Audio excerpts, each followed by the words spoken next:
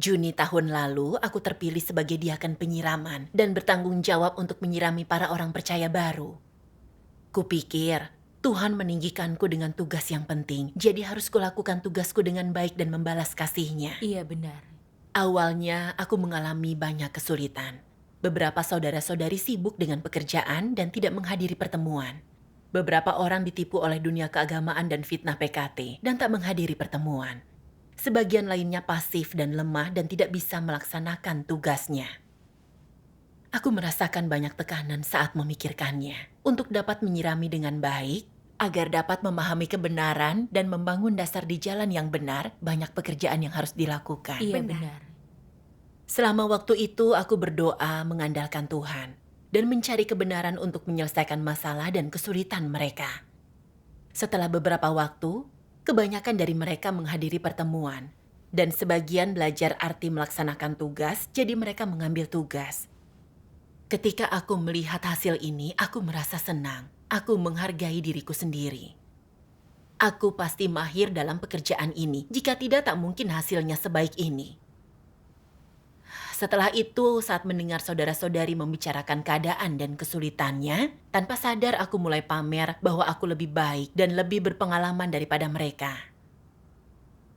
Di suatu pertemuan dengan beberapa saudari yang baru memulai tugas penyiraman, mereka berkata beberapa pendatang baru menghadapi penindasan dan penangkapan dari PKT dan merasa negatif, lemah, dan takut. Para saudari ini tak tahu cara bersekutu.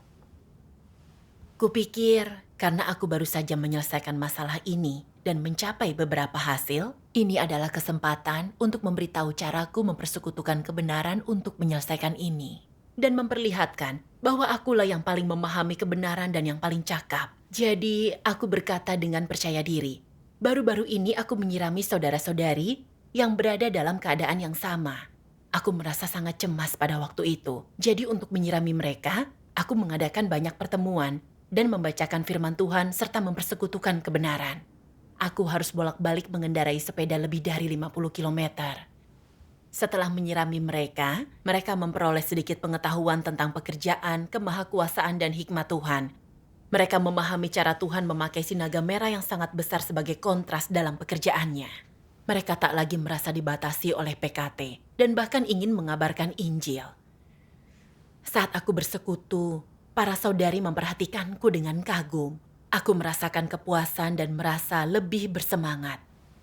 Ketika aku selesai, seorang saudari berkata dengan penuh semangat, "Dengan pengalamanmu kau dapat melihat masalah dengan jelas, tidak sepertiku."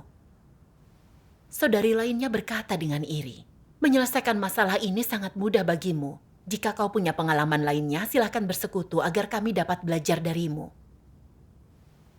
Aku merasa senang ketika mendengar pujian mereka. Meskipun kukatakan hasil pekerjaanku adalah bimbingan Tuhan dan bukan upayaku sendiri. Dalam hati aku merasa telah menderita dan membayar harga untuk ini. Aku juga.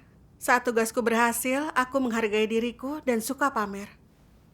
Setelah itu, aku makin suka pamer. Di satu pertemuan, ada saudari merasa negatif karena tugasnya tak dapat hasil yang baik. Dia mengalami kesulitan. Kupikir, jika aku berbicara tentang punya kesulitan yang sama, bukankah orang lain akan meremehkanku? Aku bertanggung jawab atas pekerjaannya, jadi aku akan menceritakan tentang pengalaman suksesku dan menunjukkan cara mempersekutukan kebenaran untuk menyelesaikan masalah saat kuhadapi kesulitan. Dengan begitu bisa kuselesaikan masalah mereka dan mereka makin mengagumiku. Setelah memikirkan hal ini, aku menghindari membicarakan kelemahan dan kekuranganku dan malah membual tentang betapa efektifnya diriku dalam tugasku. Aku berkata, selama periode ini aku menyirami 5 saudara-saudari. Beberapa punya gagasan agamawi. Beberapa menginginkan uang dan tak menghadiri pertemuan. Dan ada yang lemah dan negatif karena masalah di rumah. Aku menemui mereka satu persatu, mengatasi beberapa kesulitan, mencari banyak firman Tuhan, dan bersekutu dengan mereka untuk menyelesaikan masalah. Sampai mereka memahami kebenaran, melepaskan gagasan, menghadiri pertemuan, dan melaksanakan tugas. Ada satu saudara, seorang profesional yang berbakat, yang jarang datang ke pertemuan karena mengejar status dan ketenaran duniawi. Aku mengalami banyak kesulitan dalam proses menyokongnya. Tapi aku mengandalkan Tuhan, membacakan firman-Nya dan mempersekutukan kehendak-Nya. Ini membantunya memahami nilai mengejar kebenaran bagi orang yang percaya kepada Tuhan, dan membuatnya menyadari mengejar reputasi dan status adalah hampa, dan bahwa hanya dengan mengikut Tuhan barulah dia dapat memperoleh kebenaran. Dia juga mau mengejar kebenaran dan melaksanakan tugasnya. Setelah persekutuanku, kulihat kekaguman di wajah para saudariku, dan mereka menuliskan bagian-bagian firman Tuhan dalam persekutuanku. Seorang saudari berseru, "Kau menggunakan kebenaran untuk menyelesaikan masalah, membantu memahami kehendak Tuhan dan melaksanakan tugas mereka. Kau pasti memiliki kenyataan kebenaran." Saudari lainnya berkata dengan kagum, "Jika ku hadapi masalah-masalah ini, takkan mampu kuselesaikan. Kau punya lebih banyak pengalaman dan kau lebih baik dalam menyelesaikan masalah ini." Saudara-saudarimu memujamu. Benar. Aku juga merasakannya pada waktu itu. Setelah pembicaraan kami, ada saudari merasa sedikit negatif karena dia tak mampu menggunakan kebenaran untuk menyelesaikan masalah para pendatang baru. Kupikir, apa aku terlalu banyak membicarakan pengalaman suksesku? Masalah yang mereka hadapi sederhana dan mudah bagiku untuk menyelesaikannya. Jadi mereka merasa tidak mampu dan menghormatiku dan mengandalkanku untuk menyelesaikan masalah mereka. Aku memikirkan tentang bahaya mengagumi dan dikagumi. Itu benar. Namun kemudian kupikir, aku memberitahu tentang pengalaman nyataku sendiri. Jadi itu seharusnya tak masalah. Pada saat itu, aku tak merenungkan diriku dan masalah itu berlalu. Kemudian aku bertemu dua saudari yang menyirami untuk menanyakan pekerjaan mereka. Saat aku tiba, salah satunya berkata dengan semangat, "Syukurlah kau ada di sini. Saudara-saudari di sini punya masalah dan tak bisa menyelesaikannya. Sekarang kami dapat bertanya padamu." Tatapan penuh harap di matanya membuatku senang sekaligus khawatir. Bersemangat karena dia menghormatiku, tetapi khawatir karena aku penasaran apakah selalu membicarakan hasil dalam pekerjaanku telah membuatnya mengagumiku. Pemikiranku yang lain adalah aku selalu membicarakan kesuksesanku untuk memberi jalan penerapan yang melindungi pekerjaan rumah Tuhan. Selain itu, aku hanya membicarakan pengalamanku. Aku tidak melebih-lebihkan. Jadi, aku kembali mempersekutukan pengalaman suksesku. Mereka bereaksi dengan kekaguman seperti biasanya, dan aku merasa senang. Setelah itu, di setiap pertemuan, ku bicarakan betapa aku menderita dan membayar harga. Caraku mempersekutukan kebenaran untuk menyelesaikan masalah dan setiap contoh suksesku. Lambat laun, semua saudara-saudariku mulai memujaku. Mereka menungguku untuk menyelesaikan masalah mereka, dan aku sangat menikmati perasaan dihormati dan dipuja.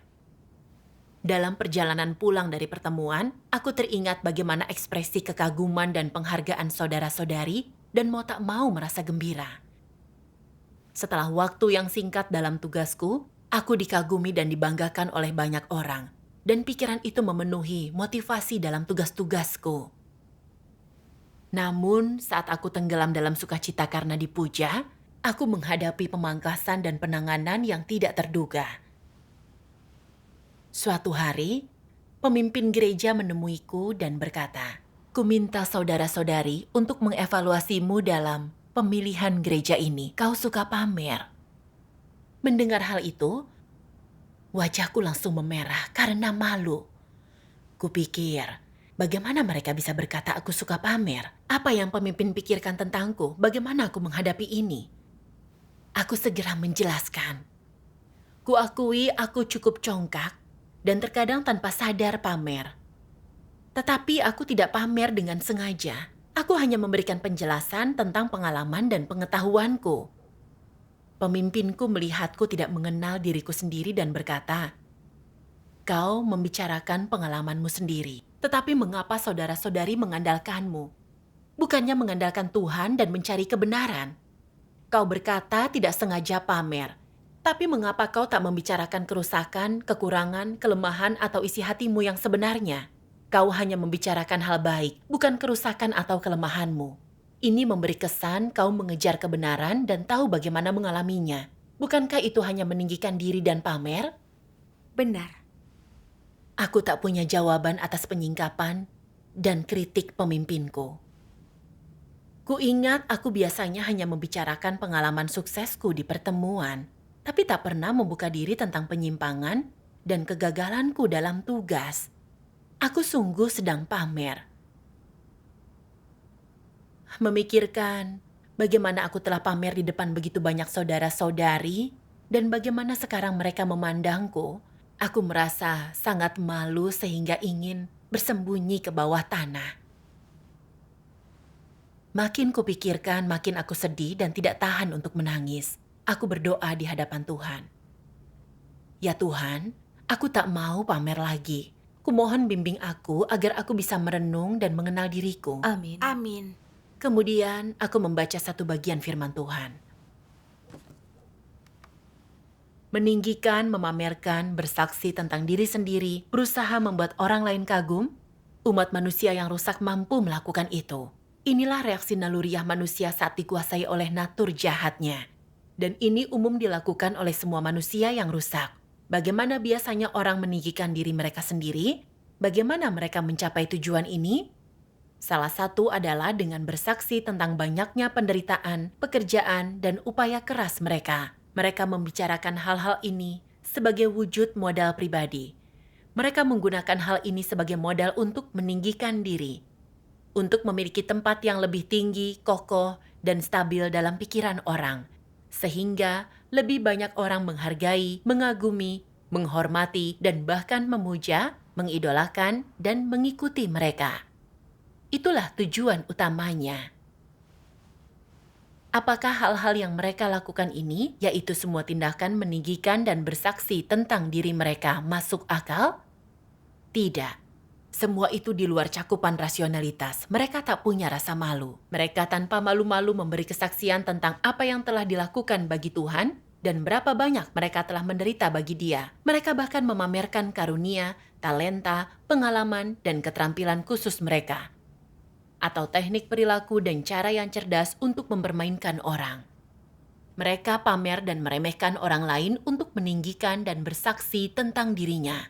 Mereka juga menyembunyikan dan menyamarkan dirinya, menyembunyikan kelemahan, kekurangan, dan kegagalan mereka dari orang-orang, sehingga orang-orang hanya bisa melihat kehebatan mereka. Mereka tak berani menceritakan kenegatifan mereka atau membuka diri dan bersekutu dengan orang lain. Mereka berupaya keras untuk menyembunyikan kesalahan yang mereka lakukan. Mereka tak pernah menyebutkan kerusakan yang telah mereka lakukan terhadap rumah Tuhan selama tugas mereka. Namun mereka dengan cepat memamerkan kontribusi kecil atau keberhasilan kecil. Mereka tidak sabar ingin segera memberitahu seluruh dunia tentang betapa mampunya mereka, betapa tingginya kualitas mereka, betapa istimewanya mereka, dan betapa mereka jauh lebih baik daripada orang normal. Bukankah ini suatu cara untuk meninggikan diri mereka sendiri? Apakah meninggikan dan bersaksi tentang dirimu sendiri berada dalam batas kemanusiaan yang normal? Tidak. Jadi ketika orang melakukan hal ini, watak apa yang biasanya terungkap?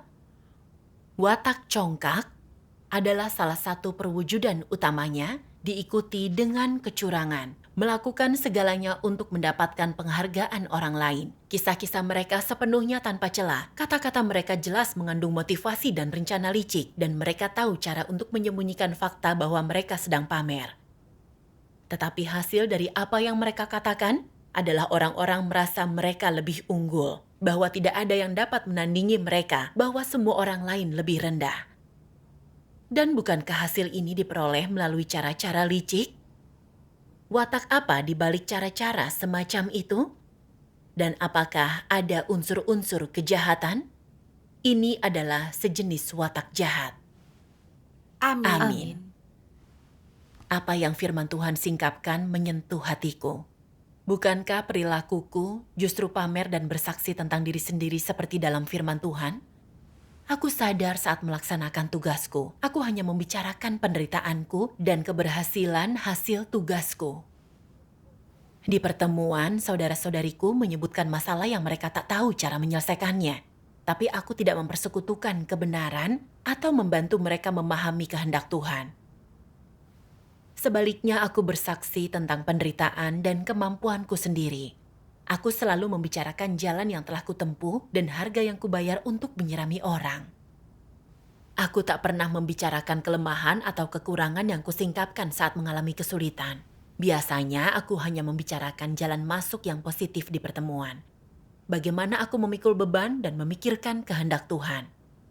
Bagaimana aku mencari kebenaran untuk menyelesaikan segala hal saat saudara-saudariku punya masalah, atau berapa banyak orang yang menghadiri pertemuan dan melaksanakan tugasnya berkat penyiramanku. Untuk membuat orang lain berpikir aku memahami kebenaran dan mampu menyelesaikan masalah. Firman Tuhanlah yang memampukan mereka untuk memahami kebenaran, memiliki iman, dan ingin melaksanakan tugasnya. Ini adalah hasil yang dicapai oleh firman Tuhan. Namun aku tak meninggikan Tuhan atau bersaksi tentang firman Tuhan. Mendengar pengalamanku tak memberi siapapun pengenalan akan Tuhan, tapi mereka memujaku. Mereka tidak mengandalkan Tuhan ketika memiliki masalah, tapi mereka mencari persekutuanku untuk menyelesaikannya. Mereka memandangku seperti seseorang yang bisa menyelamatkan hidup mereka. Aku membawa orang ke hadapan diriku sendiri. Aku menipu orang dan bersaing dengan Tuhan demi status. Iya benar. Bahkan saat itu, aku tidak merasa sedang meninggikan diri atau pamer. Menurutku, aku hanya membicarakan pengalaman nyataku sendiri. Sekarang aku sadar, aku punya niat tercela dalam persekutuanku. Aku berusaha mendapatkan kedudukan tinggi di hati orang-orang. Makin kupikirkan aku merasa hina dan tak tahu malu. Tuhan meninggikanku dengan tugas penyiraman ini, sehingga aku bisa mempersekutukan firman-Nya untuk menyelesaikan masalah, memimpin orang ke hadapan Tuhan, dan membantu mereka memahami kebenaran dan mengenal Tuhan. Namun dalam tugasku, aku pamer kemana-mana untuk membuat orang memujaku. Aku melihat hasil dari pekerjaan Roh Kudus sebagai hasil dari pekerjaanku sendiri dan menggunakannya untuk menyombongkan diri. Aku mencuri kemuliaan Tuhan dan menikmati pemujaan saudara-saudariku dan sama sekali tidak malu. Aku tidak punya hati nurani dan nalar. Tuhan mengatur seorang saudari untuk memangkas dan menanganiku, untuk membuatku merenungkan jalan salah ini dan membalikan arah pada waktunya yang merupakan kasih dan penyelamatan Tuhan bagiku. Itu benar. Aku tak boleh menyakiti hati Tuhan lagi. Aku harus bertobat. Amin. Amin. Persekutuanmu menyadarkan keadaanku sendiri berada dalam bahaya. Aku juga harus merenung dan mengenal diriku. Ya, pada waktu itu aku teringat satu bagian firman Tuhan.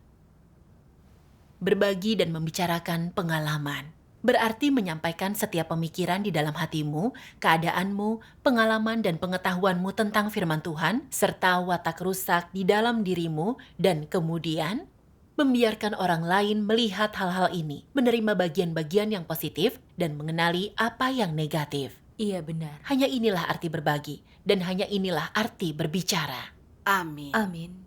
Amin. Saat merenungkan firman Tuhan, aku paham.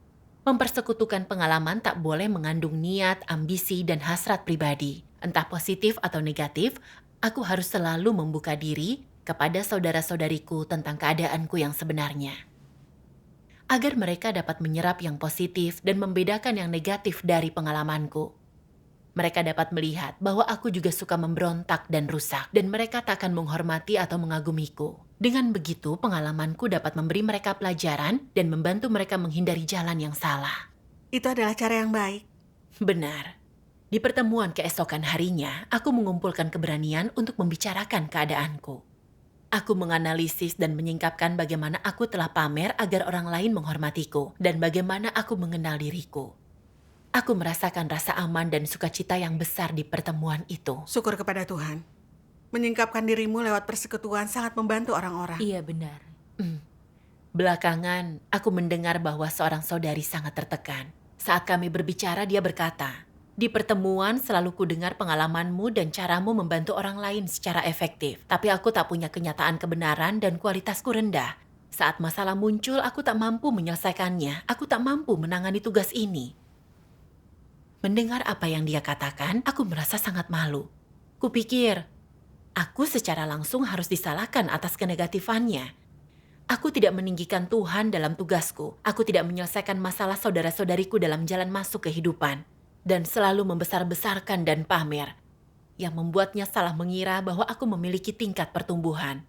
Tak boleh kuulangi kesalahanku. Aku harus membuka diri dan menyingkapkan diriku. Jadi, aku menceritakan semuanya, termasuk keadaanku dan bagaimana aku telah pamer selama itu. Aku membiarkan dia tahu bahwa aku sebenarnya tak punya kenyataan kebenaran, bahwa hasil tugasku berasal dari bimbingan Roh Kudus, dan bahwa aku tak mampu mencapai apapun sendiri. Saudariku tersentuh dan berkata, "Aku tak mengejar kebenaran, tak ada tempat untuk Tuhan di hatiku. Dan kupuja karunia lahiriah dan tak tahu itu adalah pekerjaan dan bimbingan Tuhan. Aku tak mau hidup dalam kenegatifan, aku mau mengandalkan Tuhan dan melaksanakan tugasku." Syukur kepada Tuhan. Setelah itu aku mulai merenungkan diriku. Mengapa bahkan ketika aku tahu bahwa pamer berarti menentang Tuhan, aku masih tanpa sadar menempuh jalan ini?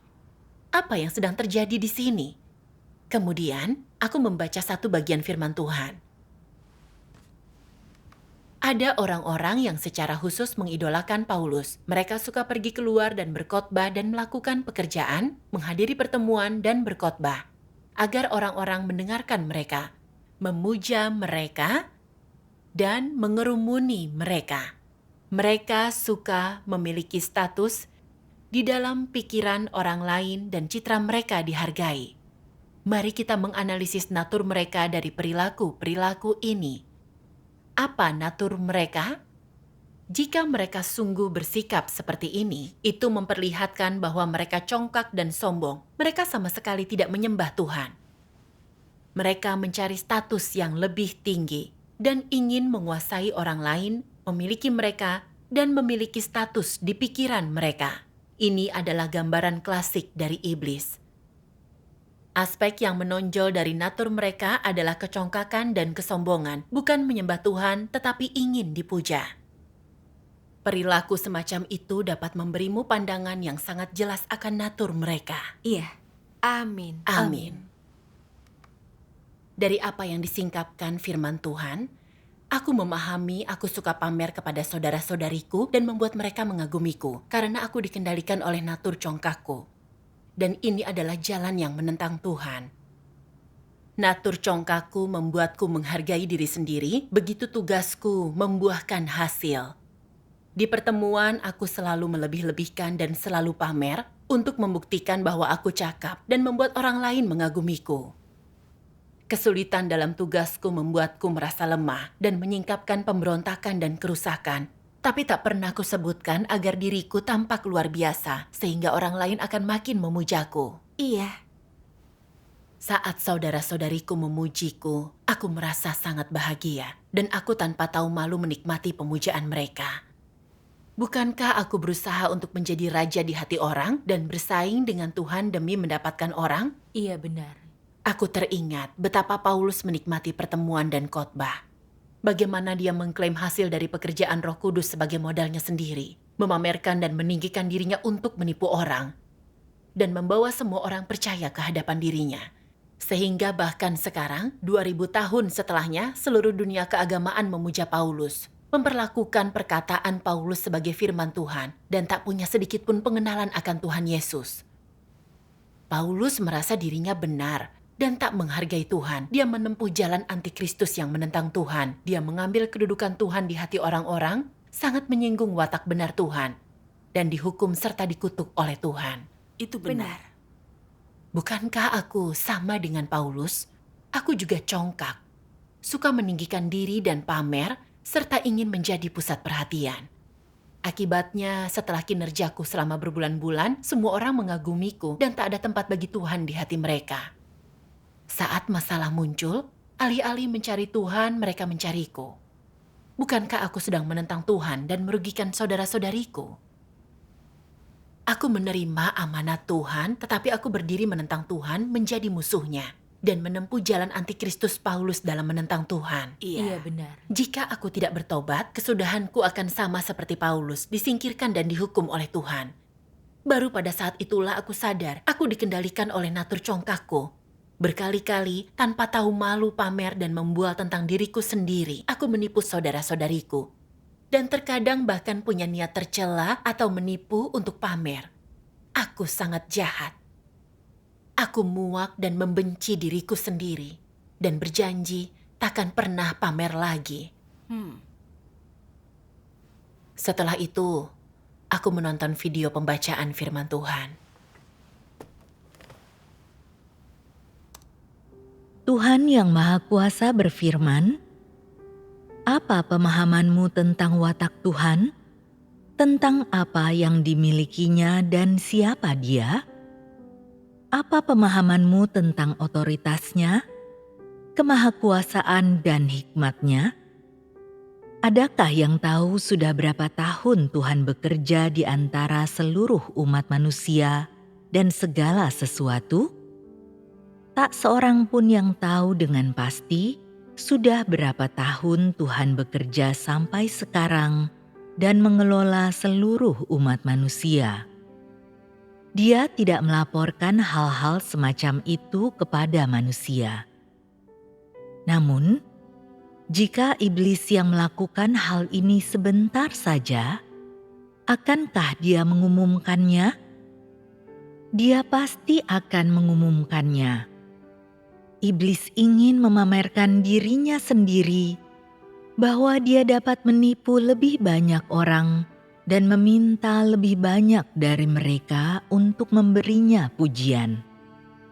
Mengapa Tuhan tidak melaporkan upaya ini? Ada aspek esensi Tuhan yang rendah hati dan tersembunyi.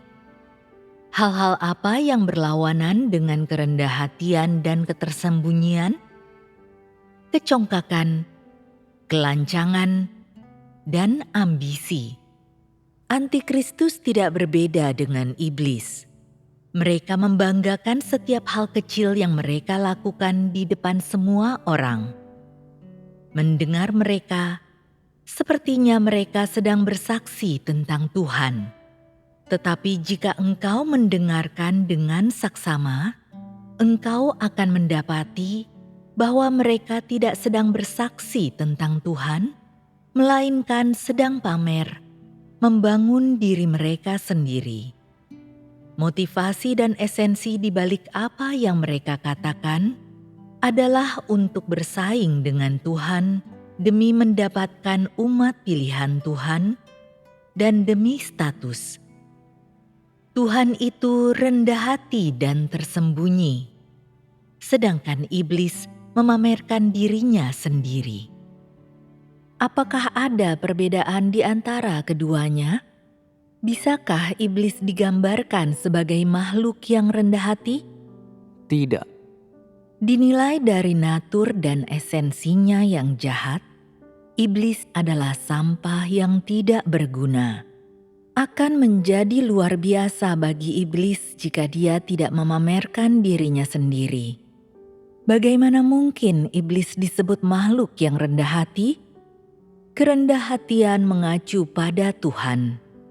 Identitas, esensi, dan watak Tuhan itu mulia dan terhormat, tetapi dia tidak pernah pamer.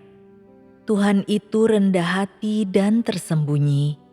Dia tidak membiarkan manusia melihat apa yang telah dia lakukan, tetapi meskipun dia bekerja dalam ketidakjelasan seperti itu, umat manusia tak henti-hentinya dibekali, dipelihara dan dibimbing. Dan semua ini diatur oleh Tuhan. Bahwa Tuhan tidak pernah memberitahukan dan menyebutkan hal-hal ini, apakah ini adalah ketersembunyian dan kerendahan? Tuhan itu rendah hati justru karena dia mampu melakukan hal-hal ini, tetapi tidak pernah menyebutkan atau memberitahukannya, tidak membicarakannya dengan manusia.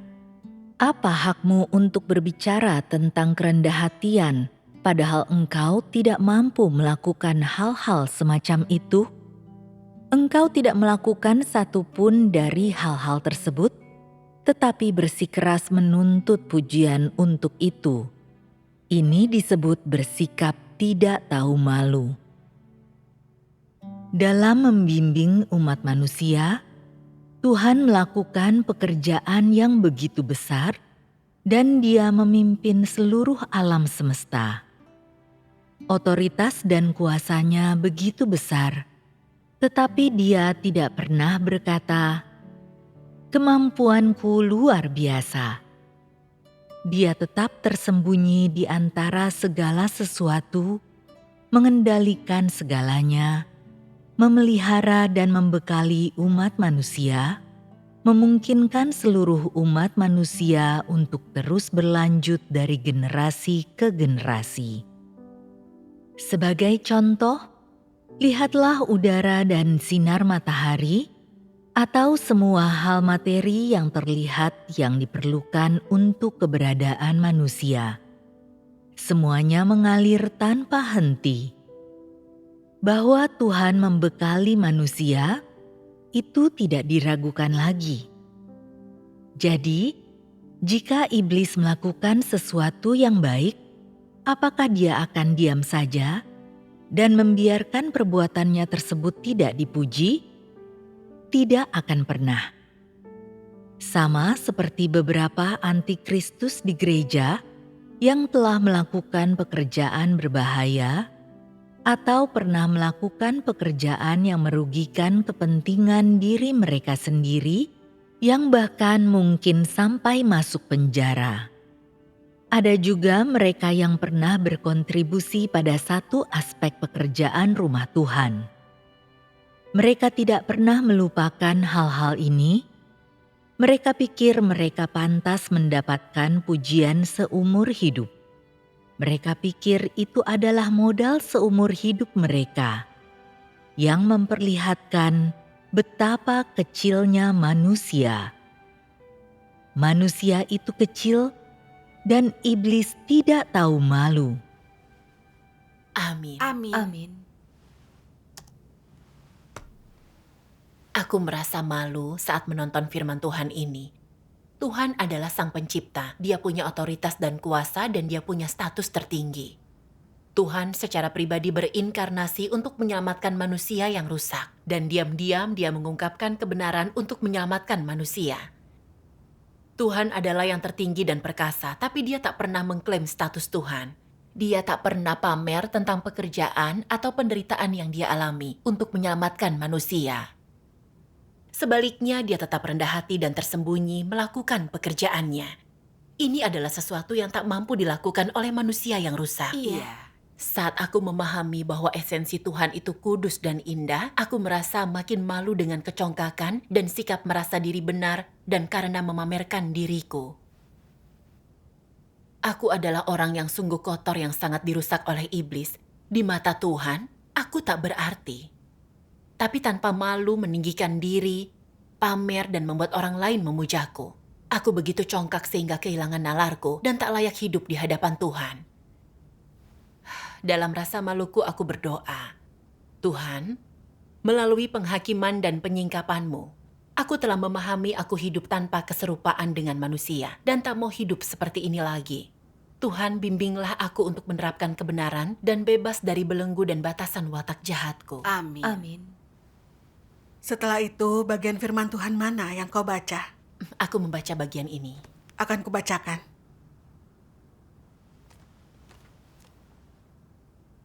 Saat bersaksi tentang Tuhan, engkau harus bicara tentang cara Tuhan menghakimi dan mengajar. Ujian apa yang Dia gunakan untuk memurnikan dan mengubah watak orang. Dan membicarakan kerusakan yang tersingkap dalam pengalamanmu, berapa banyak yang kau tanggung, dan bagaimana engkau akhirnya ditaklukkan oleh Tuhan. Membicarakan pengetahuan nyata tentang pekerjaan Tuhan yang kau miliki, bagaimana engkau harus menjadi kesaksian dan membalas kasih Tuhan. Engkau harus berbicara dengan substansi dan kesederhanaan. Jangan membicarakan teori kosong, tetapi bersikaplah tulus dan nyata. Inilah yang harus engkau alami. Jangan mempersiapkan teori-teori kosong yang tampaknya mendalam untuk pamer. Melakukannya membuatmu tampak sangat congkak dan tak bernalar. Berbicaralah lebih banyak tentang hal-hal nyata dari pengalaman nyata yang berasal dari hati. Inilah yang paling bermanfaat bagi orang lain dan yang paling tepat untuk mereka pahami. Amin. Dahulu, engkau semua adalah orang-orang yang paling menentang Tuhan dan paling enggan untuk tunduk kepadanya. Tetapi sekarang firman-Nya telah menaklukkanmu, jangan melupakan hal itu. Engkau harus merenungkan perkara-perkara ini lebih lanjut. Setelah memahami, orang akan tahu cara memberi kesaksian. Jika tidak, mereka akan melakukan tindakan yang memalukan dan tak bernalar. Amin. Amin. Aku menemukan jalan penerapan dalam firman Tuhan. Untuk mengatasi masalah pamer ini, aku harus dengan sadar meninggikan dan bersaksi tentang Tuhan, bersaksi tentang pekerjaan, watak, dan tuntutan Tuhan bagi manusia. Menyingkapkan pemberontakan, kerusakanku sendiri, dan niat tercelaku serta konsekuensinya saat aku melakukan segala hal. Lalu membicarakan bagaimana aku mengalami penghakiman dan hajaran firman Tuhan dan mengenal diriku, agar orang lain dapat memahami kerusakanku dan punya pengetahuan tentang pekerjaan Tuhan. Melihat keselamatan Tuhan dan bersaksi tentang kasih Tuhan bagi manusia. Selain itu, aku harus belajar jujur dan dari hati saat membicarakan pengalamanku. Dan tak membesar-besarkan, pamer, atau merasa lebih tinggi. Begitu memahami jalan penerapan ini, aku mulai menerapkannya secara sadar. Di satu pertemuan, seorang saudara berbicara tentang mengejar reputasi dan status dalam tugasnya. Dia membanding-bandingkan dirinya, merasa sedih dan tak tahu cara menyelesaikannya. Saat mendengarnya menggambarkan keadaannya, kupikir, jika aku menyelesaikan masalahnya, saat dia membicarakan pengalamannya di masa depan, dia akan berkata, persekutuankulah yang mengubah keadaannya. Saudara-saudari akan menghormatiku dan berkata aku punya tingkat pertumbuhan. Aku harus menyusun kata-kata dalam persekutuanku dan menceritakan semua pengalamanku. Pada saat itu, aku merasa bersalah karena tiba-tiba sadar bahwa aku akan bertindak seperti iblis lagi. Pemikiran dalam benakku terasa menjijikan, seperti aku telah menelan lalat mati. Jadi dalam hati, aku berdoa kepada Tuhan, memohon kekuatan untuk menyangkali diri sendiri dan meninggikan Tuhan. Iya. Aku hanya memberitahu dia bahwa aku mengejar status di masa lalu. Pengalamanku berjuang mengejar ketenaran, kegagalanku dan digantikan. Dan kemudian melalui penghakiman dan penyingkapan firman Tuhan, aku mampu merenung dan mencapai sedikit perubahan. Setelah persekutuanku, dia menyadari bahwa naturnya sangat congkak. Dan mengejar reputasi dan status adalah jalan antikristus, dan dia mau bertobat. Saat mendengar persekutuan dia, aku tak bisa berhenti bersyukur kepada Tuhan. Ini adalah bimbingan Tuhan yang bekerja. Iya. Setelah itu dalam persekutuanku di pertemuan, meskipun terkadang aku masih pamer, itu tidak sejelas atau separah seperti sebelumnya. Terkadang terpikir untuk pamer, tapi saat menyadarinya, aku berdoa dan menyangkali diriku sendiri. Perlahan-lahan aku makin jarang pamer dan tidak ingin menyombongkan diri. Dan aku tahu ini berkat penghakiman, hajaran, pemangkasan, dan penanganan firman Tuhan yang mengubahku. Iya. Aku bersyukur atas penyelamatan Tuhan yang Maha Kuasa. Syukur kepada Melalui Melalui persekutuanmu, aku juga punya jalan penerapan.